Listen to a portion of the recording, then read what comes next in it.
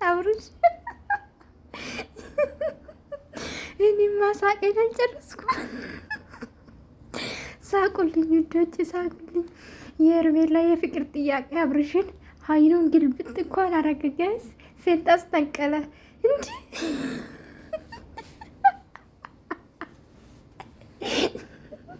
እኔ ጀግና እኮ ነው አብርሽ። ስንቴን ሆስፒታል የምትገባ ፈረደበት። የሆስፒታል ይህም ባይጠብት ያረግ እኮ ነው ሳኩት ጋይስ። ወይኔ አምላኬ አቤት ወይኔ ምን ፌንት ያስነቅላል። አሁን ጌታ ሆይ ትዕግስት ውስጥ አንተ አለመቀበልክ ደስ ይላል። ጀግና ስለመለስክላት ተዋራሽ ሄርሜላዬ ማለት ነው። እንደማይሆንሽ ያወቅሽ ለሩታ ያልሆነ ለአንቺ ሊሆንልሽ የሩታ ፍቅር ያልገባ የአንቺ ፍቅር ሊገባው ከዚህ በኋላ አለሽ እንግዲህ ተዋራሽ በአደባባይ ማለት ነው።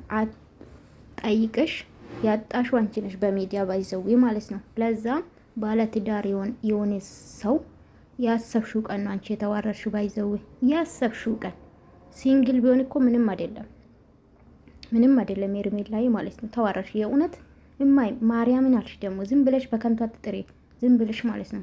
ፈጣሪም በከንቱ አትጥሩ ይላል ፈጣሪያችን ማለት ነው። አንዴ እግዚአብሔር አንዴ ማርያምን አትበይን እናት ማለት ነው። ይህ ስላችሁ ደግሞ ጌታ ሆይ አንቺ ማነሽ ልትሉ ትችላላችሁ። ማንም አይደለም፣ ተራ ሴት ነኝ፣ ተራ ሰው አጣተኛ ሰው ነኝ ባይዘዊ። እንደዚህ ደግሞ እንዳትቆጡኝ አደራ። እኔ በሃይማኖት መግባት አልፈልግም ጋይስ። እና ወዶቼ ቪዲዮ ከወደዳችሁ ላይክ አድርጉ። የአብርሽ አይን አያችሁ ጋይስ። የሞተ ሰው እኮ ትክክለኛ ፌንት የነቀለ ሰው ሳይሆን የሞተ ሰው አይኑ ያስፈራል። አብርሽዬን አባት ማለት ነው። ግን መልስክ ተመችቶኛል። ከዚህ በኋላ ላይፌን ታውቃለሽ፣ ያለሁበትን ታውቃለሽ። ሄርሜላ እንደማትፈለጊ ያወቅሽ አንደኛ እሱም ጥፋተኛ ነው ጋይስ። እኔ ታውቃላችሁ ሚዘናዊ የሆነ አስተያየት የምሰጠው አዎ ሄርሜላን አልጠላትም፣ ግን በዚህ ስራ አልደግፋትም። ኔቨር ኤቨር ምንም ገባችሁ አይደለ? እማልደግፍበት ምክንያት ልንገራችሁ። ስላፈቀረች አይደለም፣ ፍቅር ስለገለጸች አይደለም። እማዩናት ባለ ትዳር ላይ ተንጠልጥላ መጣ። አሁን ደግሞ እሱ ትዳሩን ለመመለስ ትዳሩን ለመጠገን ባሰበ ሰዓት አፈቅራለሁ ማለት ምንድን ነው? ዝሙት ነው ይሄ። ለአብርሽ ራሱ አይፈቀድም። በእርግጥ ራሱ ያበላሽው ራሱ። በነገራችን ላይ ጋይስ እና እኛ የራሳችን ካላስከበር ነው ማንም ሊያከብርን አልችልም። ትዳራችን ይሁን የኛ ካላወቅንበት ማንም ሰው መጥቶ ነው የሚያውቅ። አቤል ማለት ነው አንተ ወራዳ ማለት ነው። እንድትቀበላት እፈልጋለሁ አንተ ወራዳ፣ አንተን ብሎ ጓደኛ ማለት ነው። አንተማ ትዳር የምትበትን ሰው ነህ፣ ጓደኛ ሳትሆን ማለት ነው። በጣም ነው የምትገርም። በጣም ያስጠላል። እሺ ተፋጁ እኮ እዛ ራሱ ማለት ነው። አብርሽ ጭራሽ እንግዲህ በጭንቀት ማለት ነው። እሱ ደግሞ አቤት የሷ አክት እኮ አለች። ጫፍ መያዝ፣ አፍ መያዝ፣ አንገት መድፋት፣ ጆሮ መያዝ፣ በቃ የሱ ስታይል ናት ጋይስ። ስታይል የሱ ሙድ ናት። አንገት ደፊ አገር አጠፊ ይላል የሀገሬ ሰው ማለት ነው። በጀመራ ባለትዳር ሆነክ እንደዛ ስትለጣጠፍ እንደዛ ስትሳሳም ብትቆጥብስ ይሄ እንደሚመጣ አታውቅም። ሳይገባ ቀርተው ነው። ለማንኛውም እኔማ በሳቅ ነው ፍርስ ያልኩት ጋይስ። እኔ አሁን አስተያየት የምሰጠው ትክክለኛ ግዴታ ነው። ገባችሁ? ጫወታ መሆን የለበትም ብዬ ነው እንጂ ብስቅ ደስ ይለኛል። ያንዳንዱ ስራ ድራማ ነው።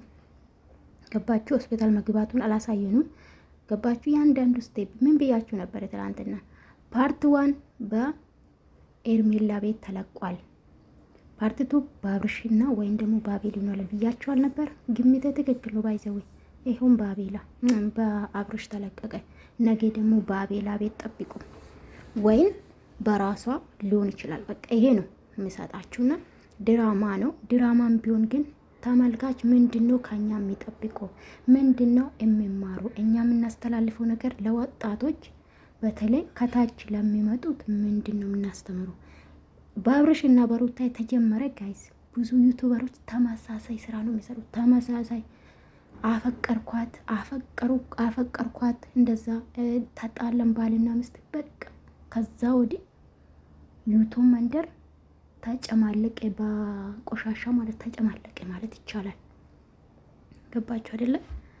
እና በጣም ነው የሚያስጠላው። ተመልካች ምንም ነገር ተመልካችን ብታከብሩ ግን ትከበራላችሁ። አብርሽ ትክክለኛ መልስ ነው መለሰ፣ ግን በጀመራ ነው ታሞ ከመተኛት አስቀድሞ መንጠንቀቅ እንደዛ ነገር ነው ጋይስ፣ እንደዛ ነው። ስትለጣጠፍ ባለትዳር ሆነ ማሰብ ነበረብን እንደሚመጣ። አንቺም ስትለጣጠፊ ግንባሩ ስትስሚ ጉንጭ ስትስሚ ባለትዳር መሆኑን ማስታወስ ነበረብሽ። እውነት አፍቅረሽ ከሆነ ኔቨር ኤቨር አልደግፍሽም። ሄርሜላ ቢወድሽም አልደግፍሽም።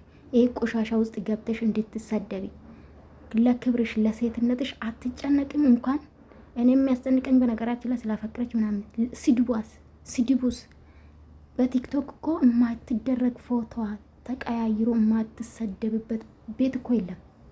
ቢያንስ ልንገርሽ፣ አንቺ ስትኖሪ ነው ሁሉም ነገር።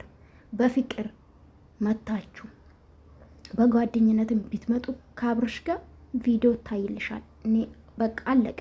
በጥሩ ነገር መጥሽ። ተመልካች ደግሞ የዋ ነው፣ ይወድሻል፣ ያከብርሻል። ግን አሁን በጣም አራችሁ። አብርሽ እንግዲህ አልፈልግሽም፣ ህይወቴን ታቋለሽ፣ ያንዳንዱ ነገር ላይፌን ታቋለሽ፣ አልፈልግም። አቤላ ጋም ሊገዳደሉ ጋይስ።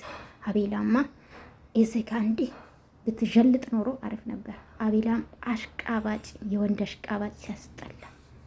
አንተ ወንድ አይደለ እንዴ? ነገ ትዳርክን ቢበተን እንዴት ነው? ትዳር ላይ ትዳር ምንድነው?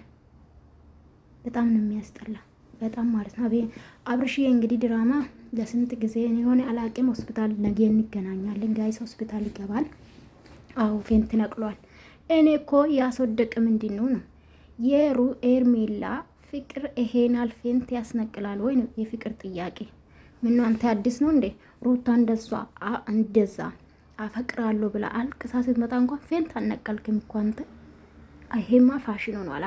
አዲስ ነው። የኤርሜላ ተቀይሯል ጋይስ፣ ተቀይሯል። ድራማ ተቀይሮ ነው። ለዛ ነው ፌንት ተነቀለ። ለምን መቀየር አለበት? በሩታ ሰዓት አልቀበልም ብሎ ነው ጥሎ ሄደ ማለት ነው። አሁን ግን ቆምና ጋይስ አሰበ በቃ ማለት ተመልካች እንዳይፈርድበት